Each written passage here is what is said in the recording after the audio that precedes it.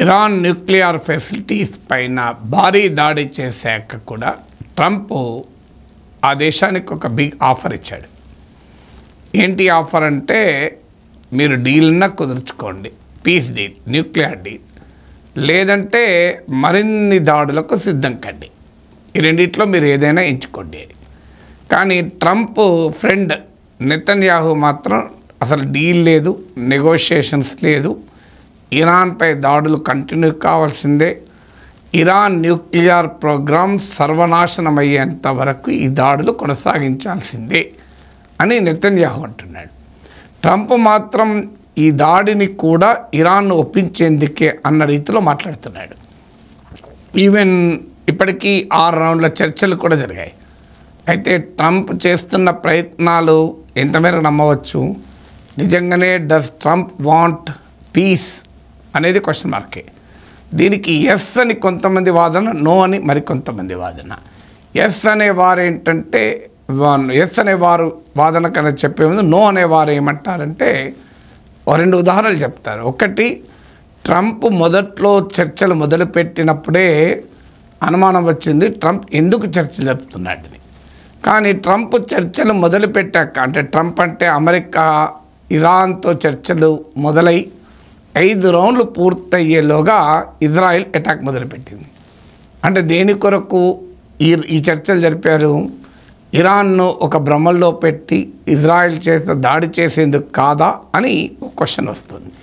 ఆ తర్వాత 2 వారాల సమయంలో డిసిషన్ తీసుకుంటానని చెప్పి 2 రోజుల్లో ఇరాన్ న్యూక్లియర్ ఫెసిలిటీస్ పైన అమెరికా అటాక్ చేసింది.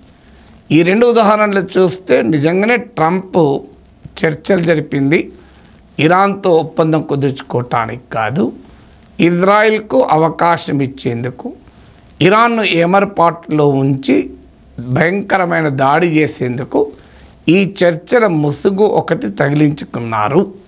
అందువల్ల ట్రంప్ ఈజ్ నాట్ సిన్సియర్. వాస్తవంగా ఇరాన్ చర్చలకు సిద్ధమని చెప్పింది. ఇక 2వ ఆర్గ్యుమెంట్ ఏంటంటే, అసలు ఈ చర్చలు ట్రంప్ జరిపే స్వభావం ఉన్నవాడా? ఎందుకంటే ఒబామా టైంలోనే ఇరాన్తో న్యూక్లియర్ అగ్రిమెంట్ కుదిరింది, అగ్రిమెంట్ సమర్థవంతంగా పనిచేసింది అని అమెరికా నాయకత్వమే చెప్పింది. ఇంటర్నేషనల్ ఆటమిక్ ఎనర్జీ ఏజెన్సీ చెప్పింది. అమెరికాతో న్యూక్లియర్ డీల్ తర్వాత ఇరాన్ న్యూక్లియర్ వెపన్ తయారు చేసే కార్యక్రమం ఆగిపోయింది అని. మార్చిలో director national intelligence Tulsi Gabbard America senate intelligence కమిటీకి ఇచ్చిన రిపోర్ట్లో ఇరాన్ దగ్గర అణ్వాయుధాలు లేవు అని చెప్పింది.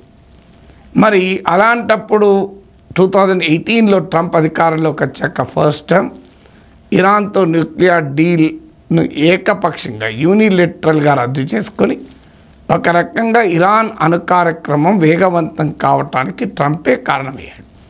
సో ఫస్ట్ టర్మ్లో ఉన్న న్యూక్లియర్ డీల్ నుంచి వాకౌట్ చేసిన ట్రంప్ సెకండ్ టర్మ్లో న్యూక్లియర్ డీల్ కొరకు ట్రై చేస్తాడా అనే క్వశ్చన్ ముందుకొచ్చింది.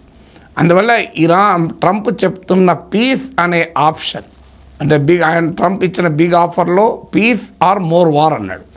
పీస్ అనేది కేవలం మోసమే, ఇట్ ఈస్ హానెస్ట్గా ఇస్తున్న ఆఫర్ కాదు అనేది ట్రంప్ క్రిటిక్స్ చెప్పేది. ఇక మరికొంతమంది వాదన లేదు, Trump is a deal maker, Trump likes deals, Trump loves deals. అది ఎంత నిజమా అనేది తర్వాత సంగతి. కానీ ఒకటి మాత్రం నిజం, ఇరాన్పై దాడికి పాపులర్ అప్రూవల్ అయితే లేదు. ఇప్పుడు జూన్ 17th రోజు, అంటే ఈ దాడి జరిగే 5 రోజుల ముందు ఎకానమిస్టు యూగవ్ వాళ్ళు ఒక ఒపీనియన్ పోల్ నిర్వహించారు. సో ఈ opinion poll, economist YouGov opinion పోల్లో 60% ఆఫ్ అమెరికన్స్ ఇరాన్పై ఇజ్రాయెల్ జరుపుతున్న వార్లో అమెరికా చేరవద్దు అనే అభిప్రాయం వ్యక్తం చేశారు. 60%. కేవలం 16% మాత్రమే ఎస్ అమెరికా కూడా ఈ వార్లో చేయాలని. ద కన్వర్జేషన్లో వచ్చిన ఒక ఆర్టికల్లో ఈ ఎకానమిస్ట్ యూగవ్ పోల్ రిజల్ట్స్ కూడా మెన్షన్ చేశారు. ఇక మీకు రిపబ్లికన్స్లో కూడా, ఈవెన్ రిపబ్లికన్స్లో కూడా 53% ఈ వార్లో అమెరికా చేరవద్దు అని అభిప్రాయం వ్యక్తం చేశారు. అందులో ముఖ్యంగా నేను ఇంతవరకు వీడియోలో కూడా చెప్పాను, make America great again. Trump తాజాగా తనకంటూ క్రియేట్ చేసుకున్న లాబీ. రిపబ్లికన్ ఓల్డ్ గార్డ్లో మాత్రం ఇరాన్ పైన అటాక్ చేయాలి అనే అభిప్రాయం ఉన్నా మాగా లాబీలో మాత్రం అటాక్ చెయ్యకూడదన్న అభిప్రాయమే బలంగా ఉంది. అందుకే మీకు రిపబ్లికన్లో కూడా 53% వద్దు, మనము ఇన్వాల్వ్ కావద్దని. ఎందుకంటే అది ట్రంప్ ఫిలాసఫీ కూడా వ్యతిరేకమే. ఎక్కడెక్కడో పోయి మేమెందుకు యుద్ధాలు చేయాలి, ఎవరెవరో రక్షణకు మేమెందుకు ఖర్చు పెట్టాలి, యూరప్ రక్షణకు మేమెందుకు ఖర్చు పెట్టాలి, జపాన్ రక్షణకు మేమెందుకు ఖర్చు పెట్టాలి, కెనడా రక్షణకు మేమెందుకు ఖర్చు పెట్టాలంటూ ట్రంప్ వాదిస్తూ వచ్చారు. ఎందుకంటే అనవసరంగా అమెరికా వెళ్ళి ప్రపంచంలో ఎక్కడెక్కడో యుద్ధాలు చేసి బిల్లులు కడుతోంది అన్నారు. అందువల్ల ట్రంప్ ఫిలాసఫీకి వ్యతిరేకమైన వైఖరి ఇప్పుడు ట్రంప్ తీసుకుంటున్నాడు. అందుకే ట్రంప్ ఈ వార్ ప్రొలాంగ్ చేయడం ట్రంప్ లక్ష్యం కాదు. ఇరాన్ పైన లాంగ్ వార్ కొరకు ట్రంప్ చూడడం లేదు. ఎందుకంటే Trump is against protracted long wars. అమెరికాకి ఎక్స్పీరియన్స్ కూడా ఉంది. ఆఫ్ఘనిస్తాన్లో లాంగ్ వార్ నడపాల్సి వచ్చింది. ఉక్రెయిన్లో ఇప్పుడు 3 ఏళ్ల నుంచి రష్యా ఉక్రెయిన్ వార్లో అమెరికా కూడా కొరుకుపోయి ఉంది. ఇజ్రాయిల్ జరుపుతున్న వార్లు అయితే 80 ఏళ్ళుగా నడుస్తున్నాయి. అందువల్ల ట్రంప్కు లక్ష్యం అది కాదు. భారీ దాడి చేయడం ద్వారా 1 ఇరాన్ను కాళ్ళబేరానికి రప్పించుకోవడం, 2 అమెరికాలో తన పాపులారిటీని పెంచుకోవడం. తాను పీస్ కొరకు ట్రేడ్ అయినా వాడతాను, వార్ అయినా వాడతాను. So I can use trade are war for piece అని ట్రంప్ చెప్పుకోవటానికి ఈ దాడి జరిపాడు అనేది ఒక వాదన. సో అందువల్ల ట్రంప్ పీస్ కొరకైతే ఆఫర్ ఇచ్చాడు. అది ఎంత నమ్మవచ్చు అన్న దానిపైన భిన్నాభిప్రాయాలు నేను చెప్పాను. ఇక లేకపోతే ఏమవుతుంది, మోర్ వార్స్. ఇప్పుడు ఇక అమెరికా ఆఫర్ చెప్పాను, ఇరాన్ ఏం చేయవచ్చు.